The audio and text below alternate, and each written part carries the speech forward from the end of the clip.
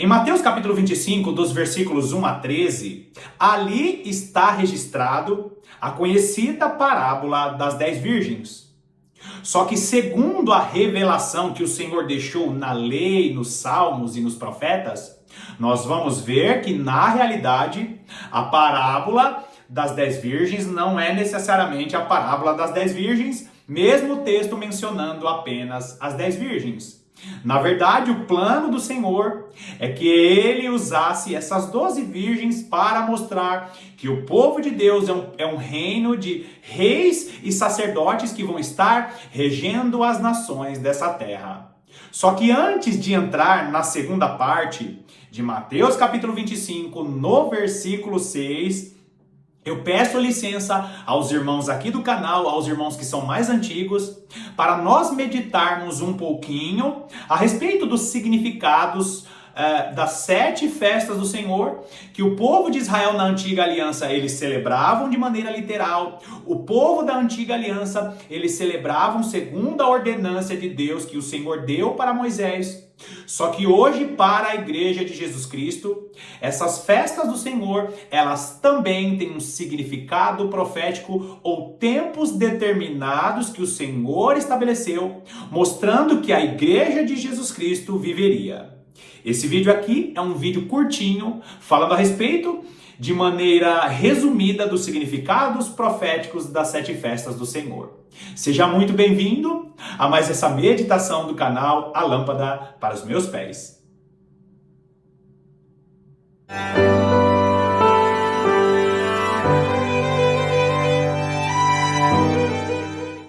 Eu tenho certeza que os inscritos mais antigos aqui do canal já ouviram eu falar muito a respeito das festas do Senhor.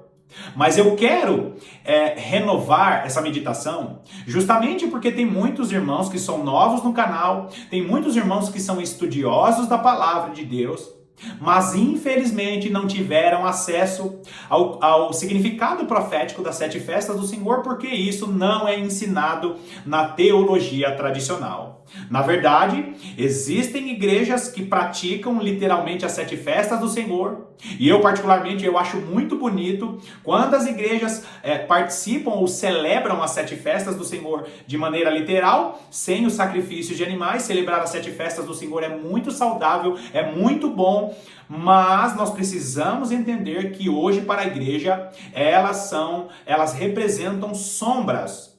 Entendendo isso, vai lá comigo em Colossenses capítulo 2, nós vamos ler os versículos 16 e 17, que diz assim: Ninguém, pois, vos julgue por causa de comida e bebida, ou dia de festa, ou lua nova, ou sábados, porque tudo isso tem sido sombra das coisas que haviam de vir. Porém, o corpo é de Cristo. Primeira coisa que nós precisamos relembrar é que as festas que foram dadas para Moisés e o povo de Israel na antiga aliança eram celebradas segundo o calendário lunar ou calendário festivo. Cada uma dessas festas tinham datas específicas e o povo de Israel celebrava aquelas festas mediante a essas datas.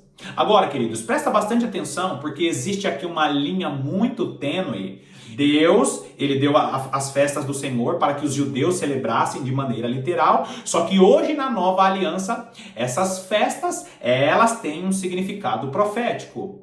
Obviamente que os judeus hoje ainda celebram, os judeus messiânicos, os judeus que creem em Yeshua, creem no nosso Senhor e Salvador, esses ainda celebram essas festas. Mas como o texto que você está vendo aí na tela, ele está dizendo o quê? Que ninguém vos julgue, ou seja, se o irmão quiser guardar o sábado, se o irmão quiser celebrar a festa dos tabernáculos, não tem problema nenhum.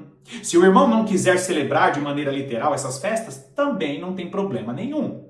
O que nós precisamos entender é que não temos mais cerimoniais ou rituais para receber a salvação ou para receber a direção de Deus. Porém, celebrar as festas sim pode ser saudável para a sua fé. Agora, Deus dá a Moisés a direção para que o povo de Israel celebrassem aquelas festas, e todas as festas tinham ali ofertas específicas, sacrifícios específicos, e como eu falei, todas essas coisas eram sombras. Olha o que diz Hebreus capítulo 10. Hebreus capítulo 10, o versículo 1 diz assim: ora, visto que a lei tem sombra dos bens vindouros, presta atenção, a lei. O que era a lei do Senhor? Tudo aquilo, todos aqueles cerimoniais, toda a direção que está na palavra de Deus e que os judeus celebravam. Nós precisamos ter consideração pela lei do Senhor isso, porque ainda vale a lei moral, não matarás, não roubarás. A lei do Senhor continua nos conduzindo para a salvação, porém não é a lei cerimonial, é a lei moral. É a lei, é o cumprimento da lei, o nosso comportamento mediante a palavra de Deus precisa ser seguido ainda. Mas o que ele está falando aqui é a respeito daquelas cerimônias, daqueles sacrifícios, daquelas ofertas que eram feitas. Todas aquelas ofertas, todos aqueles cerimoniais eram o quê? Sombra dos bens vindouros, não a imagem real das coisas. Nunca jamais pode tornar perfeito os ofertantes. Está vendo aqui? Cerimonial. Com os mesmos sacrifícios que ano após ano, perpetuamente, eles oferecem. Deus deu a direção para o Israel da antiga aliança, só que essas coisas para a nova aliança eram sombras. Eu não estou falando da lei moral, nós precisamos até hoje seguir a lei moral, a lei do Senhor, a lei moral ainda vale. Agora, queridos, presta atenção. Quando nós olhamos o significado no original hebraico da palavra festas, nós vamos ver a junção de duas palavras. Moed. Moed, em português, significa tempos determinados.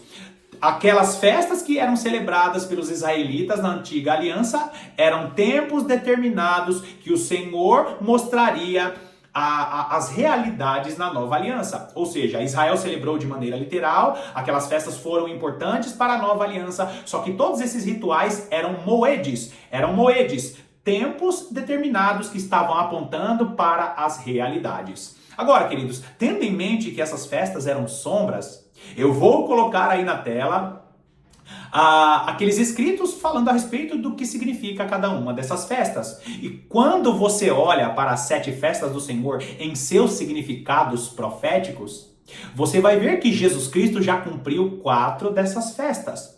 Jesus Cristo já cumpriu a Páscoa, porque ele é o Cordeiro Pascal.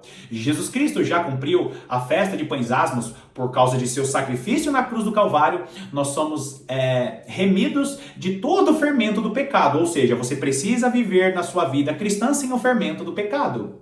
A terceira festa é a festa das primícias, que significa a ressurreição. Jesus Cristo é a primícia dos que morreram e vão ressuscitar para a vida eterna, e por causa de seu sacrifício nós também ressuscitaremos. E por fim, ali na primeira sessão de festas, na primeira sessão de festas nós vemos ali a festa de Pentecostes. A festa de Pentecostes que representa o derramar do Espírito do Senhor. E desde o primeiro Pentecostes, desde o início da igreja primitiva, a igreja de Jesus Cristo está vivendo a festa de Pentecostes.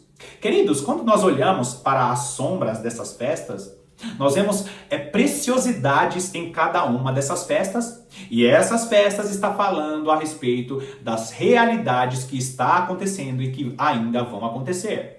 Quando você olha para essa festa de Pentecostes, ela teve início no primeiro derramar do Espírito Santo, e você conhece muito bem a história, os primeiros cristãos, os primeiros a serem revestidos em Pentecostes.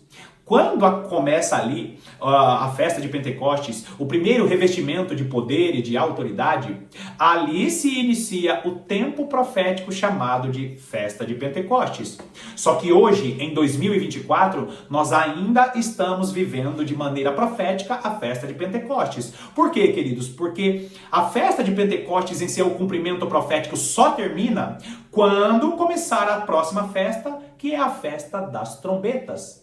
E é lindo você ver detalhes dessa festa de Pentecostes. Por quê, queridos? Porque a festa de Pentecostes, em suas celebrações, em sua preparação, Ali nós vemos que eram untados, presta atenção nisso, eram preparados 2 pães e esses 2 pães eram untados com azeite. E o grande detalhe da preparação desses pães na festa de Pentecostes, na época de Moisés, é que esses 2 pães, eles eram untados e era permitido fazer esses pães com fermento.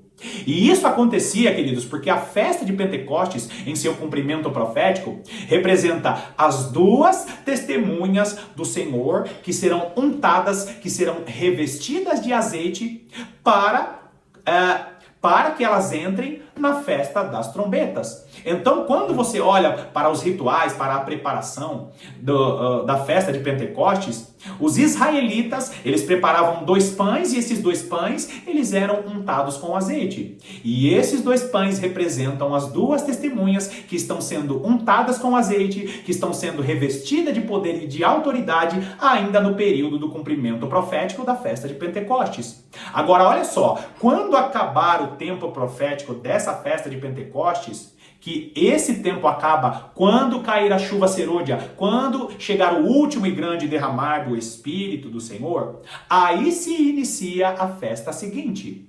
Só que as 2 testemunhas do Senhor, representadas por esses 2 pães que estão sendo untados, elas vão ser preparadas para entrar na festa das trombetas. E como você está vendo aí na sua tela, a festa das trombetas representa a grande tribulação. Esse é mais um ensino, esse é mais um estudo que nos mostra que a igreja será revestida de poder no período profético da festa de Pentecostes para entrar na festa das trombetas. Ou seja, nós estamos ao longo desses 2000 anos sendo revestidos de poder, sendo untados como aqueles 2 pães para entrar na festa das trombetas. Agora, se você quiser saber quem são as 2 testemunhas e quem são esses 2 pães que estão sendo untados, você precisa conhecer o ensino das 2 casas de Israel, que é justamente judeus e gentios que estão sendo revestidos de poder, só que o maior número de judeus que vão se converter, que vão receber essa unção, é justamente aqueles que vão se converter na última semana de Daniel, quando se iniciar a festa das trombetas. A festa das trombetas, em seu cumprimento profético para o período da igreja, representa a grande tribulação. Então, queridos, o ensino das 7 festas do Senhor nos mostra que este período do cumprimento profético da festa de Pentecostes é a preparação para que a igreja esteja na festa das trombetas, anunciando a volta de Jesus, anunciando para que as virgens prudentes acordem e despertem. É aqueles que vão dar o grito da meia-noite. E no próximo vídeo eu vou estar falando melhor a respeito disso, mas você, meu irmão, você, minha irmã, que não teve acesso a esse estudo maravilhoso, precisa entender que a festa das trombetas é justamente em seu cumprimento profético representa a grande tribulação. E a festa da expiação, que representa a volta de Jesus, e ele estará remindo o seu povo de maneira literal, glorificando o seu povo, remindo de maneira literal, expiando os nossos pecados de maneira definitiva, porque nós teremos os nossos corpos glorificados. E por fim, estaremos nas bodas do Cordeiro, que é o cumprimento profético da festa dos tabernáculos. Eu fiz aqui, e tem aqui na descrição do canal, os links que eu falo de maneira específica a respeito de cada uma dessas festas. Eu só estou fazendo esse vídeo curtinho aqui para você entender que existem revelações que estão na palavra de Deus que infelizmente a teologia tradicional ela não ensina. Porque aprove a Deus em sua infinita bondade e misericórdia revelar a nós os pequeninos, os fracos e falhos, para que estes pequeninos sejam as 2 testemunhas do Senhor que vão estar gritando no período mais escuro da história. Bom, eu espero que esse breve resumo tenha te instigado a meditar mais a respeito do cumprimento profético das 7 festas do Senhor, porque as 3 últimas festas, festa das trombetas, festa da expiação e a festa dos tabernáculos, ainda não aconteceram de maneira profética. Deus está preparando as suas 2 testemunhas, judeus e gentios, são as 2 testemunhas do Senhor que estão sendo preparados para viver o cumprimento profético das 3 últimas festas. Só que se você não conhecer os estudos importantíssimos para conectar com essas revelações, infelizmente você vai estar dormindo para as principais revelações para os últimos dias. Muito obrigado pela sua companhia, que Deus te abençoe poderosamente e eu estarei aqui mais uma vez te aguardando para as próximas meditações.